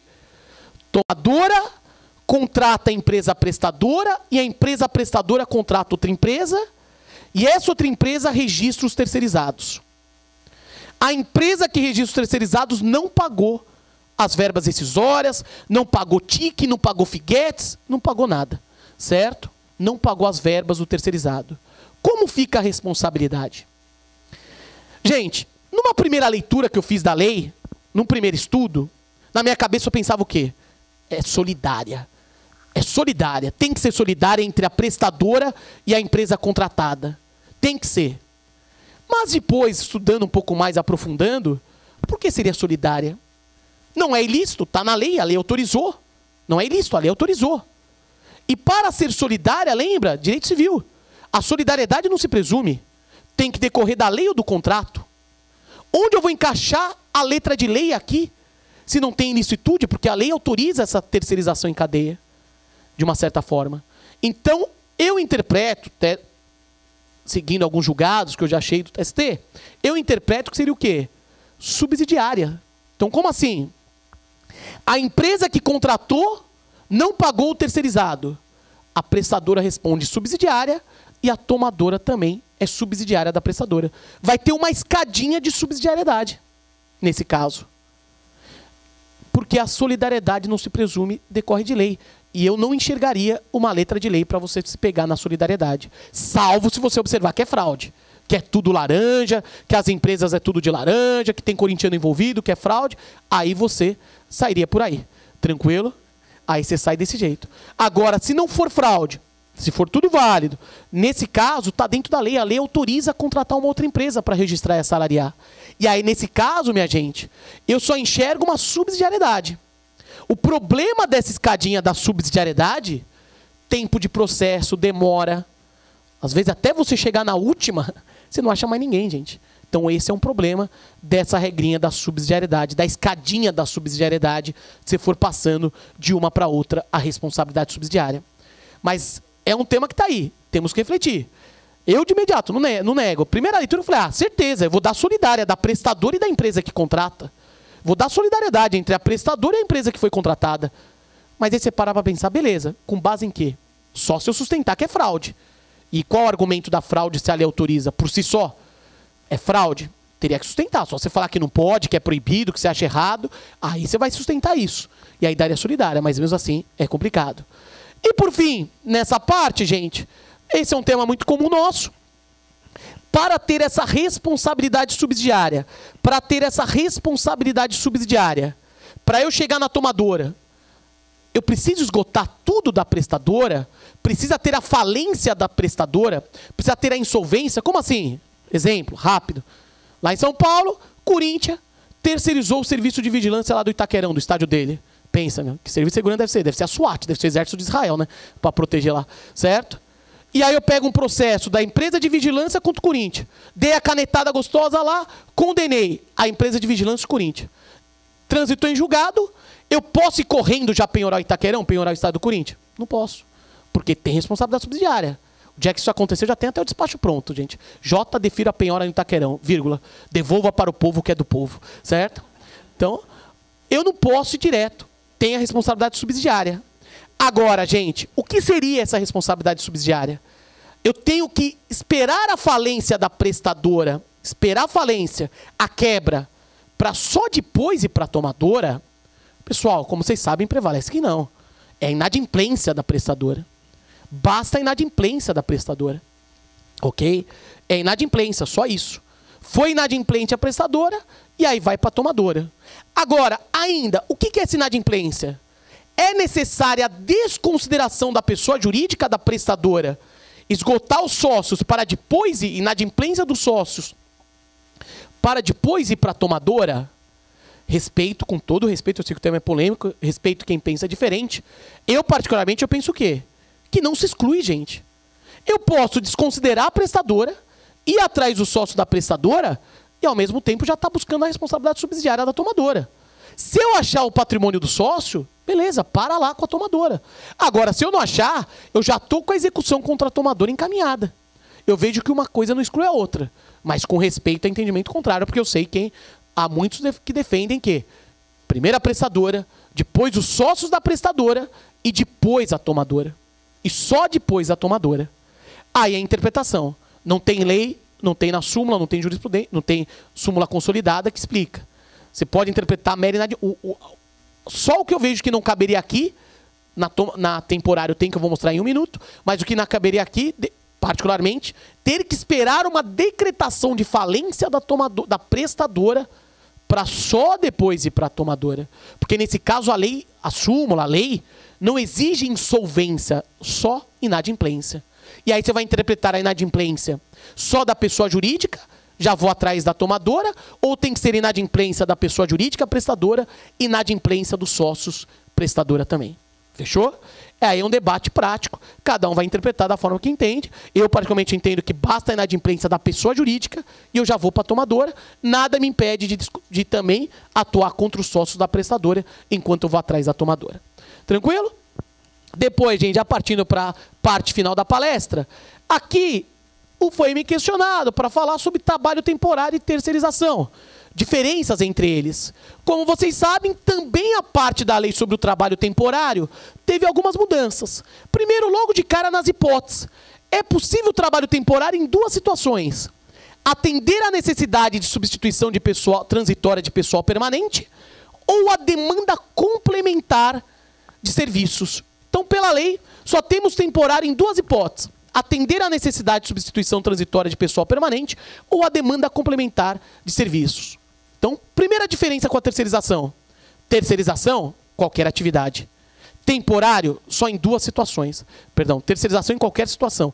Temporário, só em 2 hipóteses. Só pode ter temporário nessas 2 situações. Substituição transitória de pessoal permanente ou demanda complementar de serviço. Agora, a lei mudou essa palavra. Antes, vocês vão lembrar, falava assim, ou aumento extraordinário de serviço. Era o que falava a lei velha, aumento extraordinário de serviço. E agora a lei nova colocou o quê? Demanda complementar. Trocou a palavra extraordinário por complementar. Mas aí, professor, tem frescura? Tem diferença? Complementar com extraordinário? Não é tudo igual, professor? Não é igual aquela propaganda lá, Tostines vende mais porque é fresquinho porque vende mais? Lembra, essa é das antigas, hein? Como Tostines até hoje, para descobrir. Olha só, tem diferença entre complementar e extraordinário? Tem. Ao estudar a fundo o motivo da substituição da palavra, qual que é? Antes, quando falava extraordinário, o que é extraordinário? É aquilo que foge do ordinário. Então, quando se falava extraordinário, existia quem criticava, por exemplo, o quê? A contratação de temporário das lojas de shopping ao final do ano. Por quê? Porque se defendia que não era algo extraordinário. Era algo que já se esperava todo final do ano. E tentavam levantar a tese de nulidade do trabalho temporário por causa da palavra extraordinário. Porque falava assim, não é extraordinário aumento de serviço no shopping no final do ano. É algo ordinário, acontece todo ano. Então, para evitar esse debate, o legislador foi técnico. Trocou a palavra extraordinário por complementar. E aí acabou esse debate, morreu. Complementar é tudo aquilo que é a mais do normal. Para complementar, então pouco. Pode parecer simples, mas só para explicar o motivo da troca palavra extraordinário com complementar. É o exemplo, agora no shopping, final do ano, pode ter lá a contratação que não vai ter tese falando, opa, não é extraordinário, é ordinário. Porque é sim complementar, certo? Aumento de serviço no final do ano no shopping. Eu mesmo, lembro, lá com meus 17 anos, fui contratado como temporário numa loja de surf, lá em São Paulo, como temporário. Nunca dobrei tanta roupa na minha vida, gente, certo? Fui contratado. Eu lembro, fiquei todo na expectativa, dobrava que nem um desgraçado, certo? Gordinho me colocar numa almoxarifada ali para trocar, para ficar dobrando roupa, dobrava. Eu falei, precisava ser contratado, estava na pindaíba, fase apertada de dinheiro, certo? Eu falei, agora vou ser contratado de vez. Acabou o contrato temporário, na época ainda era 3 meses, agora 180, já vou mostrar. Deu 3 meses lá, chegou o patrão e falou, Escalércio, adeus, vai embora, certo? Nem fiquei chateadão, porque não fui contratado, maior como a vida é. Lembro que estava lá em São Paulo já como juiz, uns 2, 3 anos depois, aparece quem? A loja de surf no Polo Passivo, certo? Eu olhei para aquilo na minha mente e não pensei outra coisa. Quase que eu cantei para ele Kelly Key, Baba Baby, agora eu cresci, certo? Nunca dei tanto dando moral na vida, tô brincando, ok? Então, trabalho temporário, aumente o acréscimo complementar de serviço. Agora, gente, presta atenção. Então, a primeira diferença é essa, que no trabalho temporário, 2 situações específicas. Na terceirização, liberou geral. Segunda diferença com temporário, olha agora, prazo. no trabalho temporário, meus amigos e amigas, temos um prazo máximo. E mudou. Antes, como eu falei, era 180 dias. Perdão, antes era 3 meses, agora 180 dias. Está na nova lei que o prazo do trabalho temporário, 180 dias. Sendo que pode ser prorrogado por mais 90, além do prazo estabelecido, quando comprovada a manutenção das condições.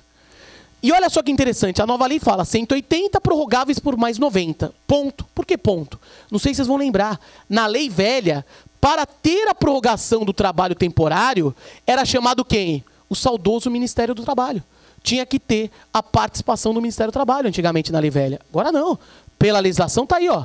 Pode prorrogar por mais 90 quando comprovada a manutenção das condições. Então o trabalho temporário será de 180, prorrogados por mais 90. Na terceirização, não tem esse prazo, como vocês sabem. Então, comparando terceirização e trabalho temporário diretamente, há quem defende que o temporário é uma forma de terceirização. Tudo bem, mas tentando mostrar a diferença entre terceirização e trabalho temporário, na terceirização não tem. Pode até ter. A lei nova até fala que o contrato de terceirização pode ser por prazo determinado. Mas não, prazo determinado ou indeterminado. Não é uma regra na terceirização ser por prazo certo. No temporário é. No temporário é mais, é obrigado que seja por prazo certo. O temporário tem que ser por prazo certo. Tranquilo? 180 dias. Agora, antes de mostrar o outro tema, quero mostrar uma polêmica interessante, que se enquadraria até para os dois. O terceirizado, ele é chamado para trabalhar na tomadora. E o temporário, pela empresa de trabalho temporário, é colocado para trabalhar na tomadora. Até aí tudo bem. Fácil. Essa é a ideia. Relação triangular. São relações triangulares. Agora uma polêmica, um parênteses rápido. E o período que ele não é chamado? Por exemplo, quebrou o contrato. A tomadora rompeu o contrato com a prestadora. Vai ter que colocar aquele terceirizado em outro lugar. E está ali 1 mês, 2 meses, 3 meses, esperando a recolocação desse terceirizado em outro lugar. Mesma coisa o temporário. O temporário, não se esqueça, ele é empregado registrado da empresa temporário, da ITT, da empresa de trabalho temporário. Fechou com o shopping, acabou. E aí? O que eu quero perguntar, esse período que aguarda a recolocação, é tempo de serviço? É tempo à disposição? Certo? Não é? A lei não fala. Não tem previsão legal. Mais tarde eu vou fazer uma comparação com o intermitente, daqui a pouco eu faço. Mas a lei não fala. Enquanto o terceirizado espera para ser recolocado no mercado, o que acontece com o contrato dele? Gente, aqui é debate. Eu particularmente interpreto o quê? Que nesse período que o terceirizado aguarda ser recolocado no mercado para outra tomadora, é tempo à disposição, gente. É salário. Ele vai ter que ganhar salário.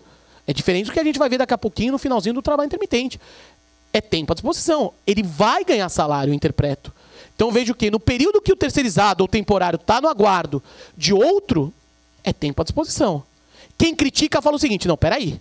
Se for assim, você quebra as empresas prestadoras, as empresas terceirizadas de trabalho temporário. Pô, vai quebrar. Só que qual que é a réplica? De quem que é o risco do negócio? Do empregador, das empresas. Então, nesse caso, se interpreta que o período que o terceirizado ou que o temporário aguarda ser recolocado, seria considerado, sim, tempo à disposição do empregador e ele tem que ser remunerado. Por algum salário, algum direito ele tem que ter. Agora, gente, prosseguindo. Olha que interessante. A comparação, sei que a letra está pequena, mas fica tranquilo que eu vou ler. Olha só. Quanto aos direitos trabalhistas. Olha que interessante. Para o temporário, o artigo 12 expressamente fala: é direito do empregado temporário o salário equivalente ao do empregado efetivo. Então, no temporário, a lei no artigo 12 expressamente fala: é direito do temporário o salário equivalente ao efetivo. E na terceirização? Olha o que a lei fala. Na terceirização, a lei fala assim: contratante e contratada poderão, se assim entenderem, estabelecer o salário equivalente aos pagos aos empregados efetivos. Então, essa é a diferença clássica. Temporário é obrigado a garantir ao temporário o mesmo salário do efetivo. Ou seja, lembra eu? Gordinho dobrava a roupa lá no almoxarifado da loja de surf, eu tinha direito de ganhar o mesmo salário do empregado efetivo da loja de surf. Era meu direito ganhar o salário equivalente do salário efetivo. Já na terceirização, como até mostrei como uma das críticas à terceirização, poderão, contratante e contratado, ou seja, a tomadora e a prestadora poderão garantir o mesmo salário. Se aqui, meus amigos, se nessa previsão da terceirização eles tivessem colocado o quê? Deverão garantir o mesmo salário, salário equivalente, teria matado o problema da terceirização na atividade fim. Teria matado um dos problemas na terceirização na atividade fim. Mas a lei falou o quê? Poderão garantir o mesmo salário na terceirização. Então aí, se tivesse mudado uma palavra, teria resolvido o problema. Olha a outra diferença, gente. No trabalho temporário, a lei fala assim: a contratante, a empresa de trabalho temporário, estenderá ao trabalhador temporário o mesmo atendimento médico, ambulatorial e refeição destinado aos seus empregados. Então, de novo, mesma diferença. No trabalho temporário, estenderá, ou seja, é obrigação da empresa de tomadora garantir ao temporário as mesmas condições de atendimento médico, ambulatorial e de refeição. As mesmas. Deverá, estenderá. Já na terceirização, olha lá de novo. A contratante poderá estender ao trabalhador terceirizado as mesmas condições médico, ambulatorial ou de refeição destinado aos seus empregados. De novo, a diferença. E aí, parar para pensar. A lei, na terceirização, ao colocar poderão, regulamentou, positivou a discriminação simples. Pensa numa empresa. Ela vai garantir, o professor, aquele exemplo que eu falei, vai estar garantido uma refeição boa, um tique refeição gostoso, enquanto o cara, o terceirizado que faz a mesma função, não vai ter direito a esse tique, não vai comer a mesma coisa, não vai ter o mesmo atendimento, porque a lei fala poderão. Só um detalhe agora para finalizar essa parte. Cuidado! O artigo 4C, a linha C da Lei 6.019, o artigo 4C, ele fala que é dever da tomadora garantir o mesmo atendimento ambulatorial, o mesmo atendimento médico, ambulatorial, de refeição. O 4C fala. Então, professor, você está confuso? Você acabou de falar que poderão? Cuidado. O 4C fala que a tomadora deve garantir o mesmo atendimento só numa hipótese. Quando o serviço é realizado dentro da tomadora. O 4C garante o mesmo atendimento quando o serviço é dentro da tomadora. Aí também, né, gente? Pelo amor de Deus, porque não já pensou? Refeitório. Efetivos de um lado, terceirizados no sótão. Não. Aí pelo menos a lei garantiu o quê? Se o serviço pelo terceirizado for feito na tomadora, o 4C garante que na tomadora tem que ser garantido as mesmas condições. Fechou? Cuidado, porque logo de cara o pessoal falou, opa, a lei nova está em conflito. Porque o artigo 5º, que é o que fala poderá estender, fala que é uma faculdade. E o artigo 4C fala que é um dever. Leia com atenção. O 4C fala que é um dever quando o serviço é realizado dentro da tomadora. Se o serviço não for dentro da tomadora, fica a faculdade da tomadora garantir as mesmas condições ou não. Como assim? Simples. A empresa aqui na querida João Pessoa contrata uma empresa terceirizada de telemarketing que fica em Porto Alegre. O terceirizado não está aqui em João Pessoa, está lá em Porto Alegre. Pode. A lei fala que a terceirização é um serviço para a tomadora. Em nenhum momento fala que tem que ser na tomadora.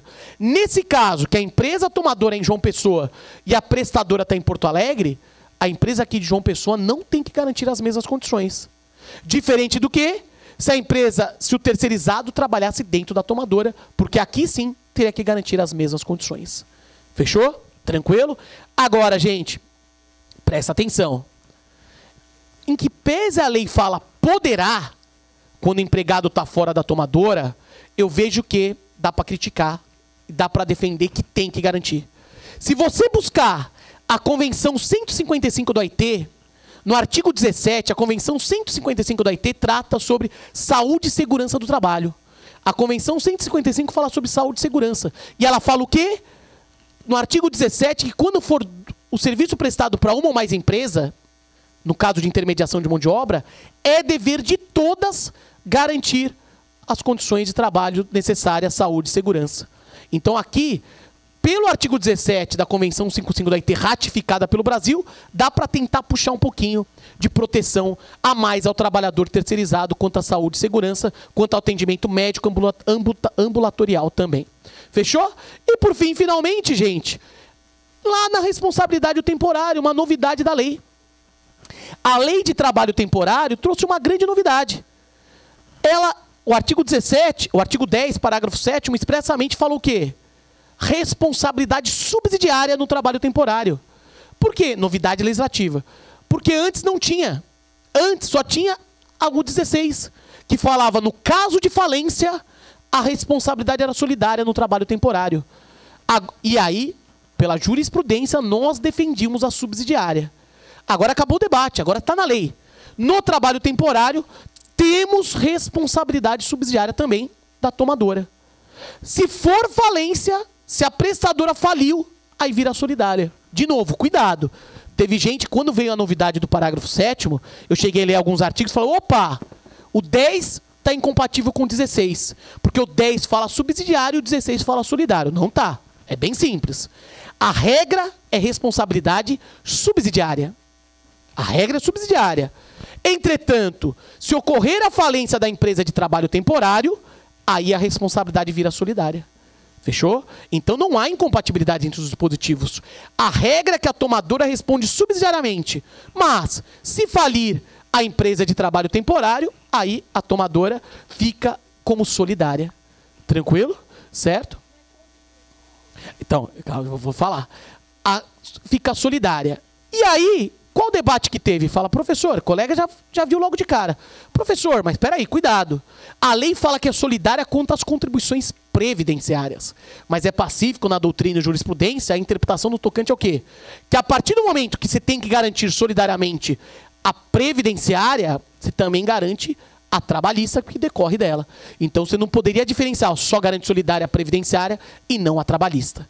Então por isso se interpreta dessa forma. Regra geral subsidiária e solidária na hipótese de falência. Tranquilo? E a última pergunta que eu levanto é exatamente essa.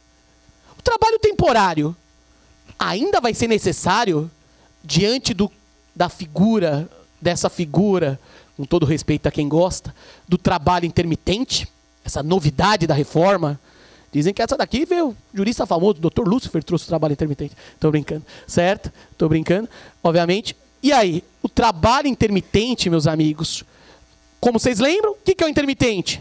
O empregado, ele é empregado, é registrado, e ele só trabalha mediante convocação. 3 dias de antecedência, corridos, o empregador liga. Oi, Joãozinho, saudades. Sumido, oi, sumido, certo? Preciso de você na sexta. E vai lá, ele trabalha naquele dia. O empregado só ganha o que trabalha, certo? Só ganha o que trabalha. E aí, surgiu um debate. Ainda vai precisar do temporário se temos o intermitente? Como funciona? Por quê? No intermitente só paga pelo que consome. É igual o empregado virou um telefone pré-pago. Você usou, pagou, certo? Só paga o que consome. Por que eu vou ter um temporário? Existe, não existe? Trouxe prejuízo à figura do trabalho temporário? Pessoal, há visões para tudo que é lado. O tema é novo, o trabalho intermitente. Eu, particularmente, eu vejo que ainda existe o trabalho temporário tranquilamente. Por quê? O que é o intermitente? Tem que ter uma intermitência. Se você contrata o intermitente para ficar 180 dias na sua empresa, pode? Não. Aí não é intermitente. A lei, claro, o que é intermitente? Há uma alternância entre o trabalho e o não trabalho. Como você vai usar do intermitente de forma contínua, você descaracteriza. Então eu vejo que o temporário ainda existe. Quando for o quê? Há uma necessidade contínua. Precisa que alguém fique... loja de surf. Precisava que eu ficava lá 3 meses seguidos, durante todo o período de fim de ano. Poderia ser um intermitente para ficar 3 meses seguidos? Não pode. Eu vejo que não. Então, por isso, eu penso que ainda existe, tranquila, vai permanecer, vai continuar existindo ainda o temporário, independente da nova figura do intermitente. Oi? Sexta, sábado, o colega está perguntando. Tema sempre interessante. Professor, o intermitente que trabalha sexta, sábado e domingo. Sexta, sábado, só 3 dias. Mas aí tem que ver. Toda sexta, sábado e domingo, todo sexta, sábado e domingo, seria intermitente ou não seria? O tema é polêmico, o tema é novo. Você vai ter que interpretar. É considerado ainda uma intermitência de serviço se todo fim de semana você precisa do cara? Foi para essa a ideia do intermitente? É a interpretação. Eu, particularmente, ainda não tenho um entendimento tão consolidado. Eu vejo, se ficar provado que era toda sexta, que não tinha o risco, que era toda sexta, sábado, domingo, eu vejo que se caracteriza. É diferente do que? Um buffet infantil, uma empresa de eventos. Até convocou empregado sexta, sábado, domingo de forma seguidas, mas não era uma certeza. Ficava condicionado a fechar ou não fechar um evento. Agora, Exemplo bem lembrado pelo colega. Eu adoro exemplo de comida, como gordinho, certo? Pizzaria. Todas vai precisar do cara toda sexta, sábado e domingo. A pizzaria vai funcionar toda sexta, sábado e domingo. Já funciona normalmente sexta, sábado e domingo. Não é uma coisa que fica condicionada. Vamos ver se hoje o pessoal vai comer pizza. Não, já funciona. É diferente de uma empresa de eventos ou buffet que não se sabe se vai ter toda sexta, sábado e domingo. Trabalho intermitente é um tema polêmico, fora as outras coisas, né, gente? Que a lei não trata, acidente do trabalho, não vou nem me aprofundar aqui. O cara sofreu acidente de trabalho num trabalho intermitente, os 15 primeiros dias. Quem paga, a empresa vai querer pagar, não vai falar que ela só paga pelo dia consumido. Uma outra situação pesada. A discriminação que pode ocorrer, simples. O empregador convoca a dona Lourdes para o trabalho intermitente. Ela veio uma semana, beleza. Convocou depois de 15 dias, veio, beleza. Convocou depois, veio. Na terceira convocação, o patrão começa a perceber o quê? Barriguinha da dona Lourdes começou a crescer. Dona Lourdes, que é isso? É chope? Não, não, patrão. É gravidez. Estou pensando até dar o seu nome para o meu filho em sua homenagem. Que legal. Aguarde a próxima convocação. Convoca quando? 23 anos depois. O menino já até tirou carta. Vai ficar convocando a gestante? Para quê? Não, pode um trabalhador acidentado, que tem estabilidade. Vou convocar, o cara tá intermitente, nem convoco mais. E mais ainda, pelo amor de Deus, não estou nem dando ideia. Mais ainda, todo mundo sabe, temos as cotas para a pessoa com deficiência. Pega uma empresa do capeta, faz o quê? Cumpre a cota só com trabalhador intermitente. A hora que vai o fiscal, empresa, você precisa contratar 5 pessoas com deficiência. A empresa fala, opa, eu contratei 7. Tá aqui o CAGED, o registro, tudo em ordem. Os laudos médicos, todos deficientes. Beleza, cadê eles? Ah, não. São intermitentes. Hoje eu não preciso deles. E aí contrata, cumpre a cota, formalmente cumpre a cota e nunca chamou o trabalhador para ir. Eu, particularmente, se eu pegasse um caso desse para ajudar, eu não ia validar esse cumprimento de cota, porque eu vejo qual que é o objetivo da lei. A inserção no mercado do trabalho do empregado com deficiência. E ainda que a lei não vedou, porque, como vocês sabem, a lei só vedou o quê? O aeronauta. O único que não pode ser intermitente é o aeronauta. Acho que os políticos, quando fizeram a reforma, ficaram com medo. Como eles pegam muito avião, eles ficaram com medo de pegar o quê? O piloto. Bom dia, senhores passageiros. Meu nome é comandante Walter. Eu sou trabalhador intermitente. Eu estava sem ser convocado há 4 anos. Hoje eu voltei. Bem-vindo ao voo da morte. Acho que eles ficaram com medo disso, certo? Porque até então, o único que não pode é aeronauta. Então poderia, pela lei não tem vedação em contratar a pessoa com deficiência como intermitente. Só que se eu pegasse para julgar, eu particularmente não validaria isso. Trabalho intermitente, eu sei que tem quem gosta. Eu particularmente eu discordo muito, tá? Eu vejo, o pessoal lembra, falaram, professor, os políticos, o trabalho intermitente é bom porque pode ter vários contratos. Dá vontade de perguntar onde está sobrando emprego para ter tudo isso, certo? E aí eu lembro que a inspiração do trabalho intermitente brasileiro foi o direito português. Fui lá, tive a honra de dar uma palestra lá na Faculdade de Porto, o mês passado. Aí fui estudar o trabalho intermitente português a fundo. É igual ao nosso? Nada a ver. O trabalho intermitente do direito de Portugal prevê que no período de inatividade o empregado ganha alguma coisa. Prevê o quê? O básico, qual que é o básico que deveria ter? No trabalho intermitente no direito de Portugal prevê o quê? Que é obrigação do empregador uma convocação mínima. Fugiu agora, não lembro se era uma vez por mês, uma vez por semana, mas a lei garantiu, o Código do Trabalho português garantiu uma convocação mínima. Algo que no nosso direito não tem, a convocação mínima. Então, por isso, eu vejo que mesmo com essa figura do trabalho intermitente, o trabalho temporário ainda vai existir. Todas as críticas ao trabalho intermitente, respeito, mas é algo pesado. É aquela coisa que eu até brinco nas aulas. Eu falo, gente, hoje quando o namorado, o ex-marido, o namorado, pisa na bola, antigamente você falava que tomara que você arrume uma piriguete, uma safada, que não sei o quê. Agora você fala o quê pro cara? Seu desgraçado, tomara que você arrume um trabalho intermitente, certo? É a melhor praga que você pode lançar. Então, é um tema novo que eu vejo que não afeta o trabalho, o temporário, que ele vai continuar a existir. E por fim, último slide, gente, apenas meus contatos, tá? Pode adicionar Instagram, Twitter, tem meu canal no YouTube, eu tenho um vídeo sobre a reforma, temas polêmicos. Eu gosto de postar alguns causos de audiências, coisas que já aconteceu comigo nesses mais de 10 anos de magistratura, tem casos inusitados, pode mandar dúvidas para debate, qualquer situação aí, eu sou aberto a vocês a mandarem aí pelas redes sociais, tem vídeos, casos, tem um caso bem interessante que eu peguei uma vez, que eu fiz o pregão lá em São Paulo, ia começar a interrogar a testemunha, aí eu fiz o pregão, testemunha João da Silva. Entrou a testemunha, a hora que eu olho para a testemunha, ela tá com uma camiseta, tem um corno me olhando. Eu não sabia o que eu fazia. Se eu olhava para a testemunha, se eu levantava a cabeça, se eu dava bronca, se eu advertia. É verdade, tá lá o videozinho, fora outros casos, reclamante bêbado, tudo que já aconteceu nesse dia a dia, tem aí nas minhas redes sociais. Tranquilo? E finalmente, gente, foi uma grande honra estar aqui com vocês, de coração mesmo. Já dei aula em outras escolas judiciais, eu sempre fico contente. Agradeço o desembargador Tiago, foi uma grande honra mesmo estar aqui. Esse tema palpitante, dá para passar o dia falando. Tá com vocês, agradeço aqui o público seleto, a sala cheia, o pessoal ficou aqui até o fim. Obrigado pela presença. Até uma outra oportunidade. Quem for para São Paulo, esteja convidado. Um grande abraço.